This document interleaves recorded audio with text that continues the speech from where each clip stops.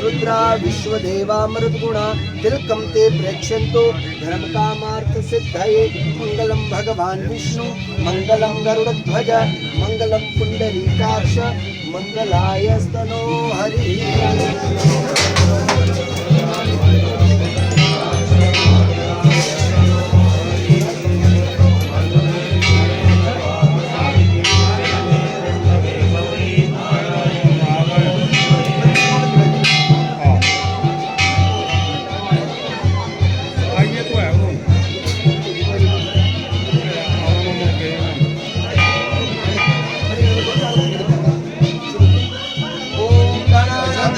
गणपति गंगवामहे प्रियानंदा प्रियवति गंगवामहे निधीनंदा निधिपति गंगवामहे ततो गमनानि गर्वधमा त्वमजासि गर्वधम्मा गणपते स्वाहा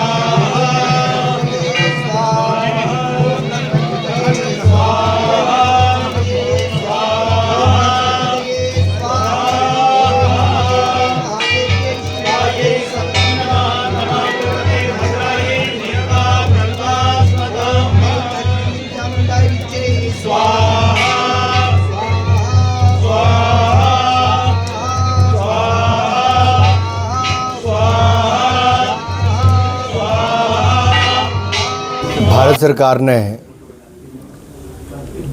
माँ चिंतपूर्णी के इस पूरे क्षेत्र में किस तरह से विकास हो उसके लिए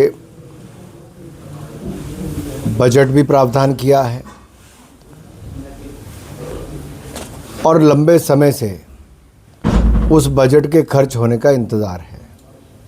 आपको याद होगा पिछली सरकार में वो पैसा मंजूर हुआ, लग नहीं पाया, बहुत प्रयास किए गए और उसके बाद अब दोबारा जब पैसे की मंजूरी हुई तब भी जितनी तेज़ी इस काम में दिखनी चाहिए, जो कदम उठने चाहिए, वो कहीं ना कहीं उनकी बहुत बड़ी कमी है।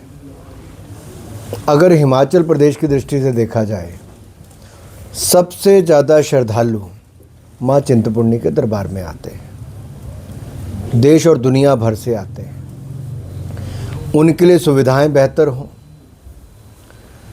भगदड़ ना मचे, विस्तारीकरण यहाँ पर हो और जब यात्री आएं तो जहाँ माँ के दर्शन के बाद उनका आशीर्वाद लेकर जाएं तो एक अच्छी और मीठी यादें लेकर जाएं। आज आप देश भर में बहुत सारे मंदिरों का ऐसा उदाहरण देखेंगे। सबसे पहले माँ वैष्णो देवी का,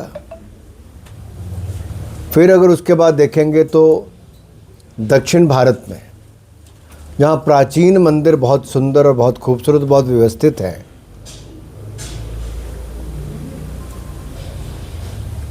वहीं पर उत्तर भारत में अगर बदलाव सबसे पहले कहीं पर हुआ तो काशी विश्वनाथ में देखने को मिला। तो काशी विश्वनाथ कॉरिडोर बना, अब उसके बाद एक भव्यता दिखती है, दिव्यता। महाकाल मंदिर में जो बदलाव हुए और फिर दिव्य और भव्य राम मंदिर बना, ये मोदी सरकार की प्राथमिकताओं में है कि विकास भी और विरासत भी।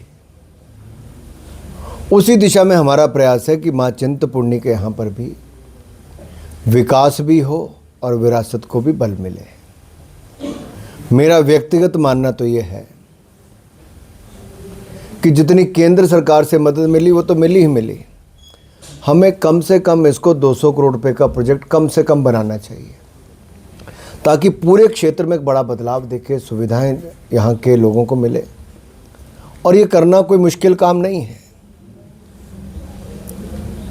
हमें कम से कम अगले 300-400 वर्षों के लिए इस क्षेत्र को कैसे आने वाली पीढ़ियों को भी एक ऐसा धार्मिक स्थल देख कर दें कि कितनी भी संख्या आ जाए, हमारे इस क्षेत्र में कोई दिक्कत ना हो, सुविधाजनक उनके दर्शन हो। और माँ के लिए बड़े कार्यक्रम करने हो, भक्तजनों को इकट्ठे बैठना हो तो बड़े लोगों के बैठने की एक सुविधा भी यहाँ पर होनी चाहिए। समय के साथ साथ हमें, मैंने कहा 1 दशक 2 दशक नहीं, मैं 2-3 शताब्दियों की बात कर रहा हूँ, मैं 10-20 वर्षों की नहीं, मैं 200-300 वर्षों की बात कर रहा हूँ।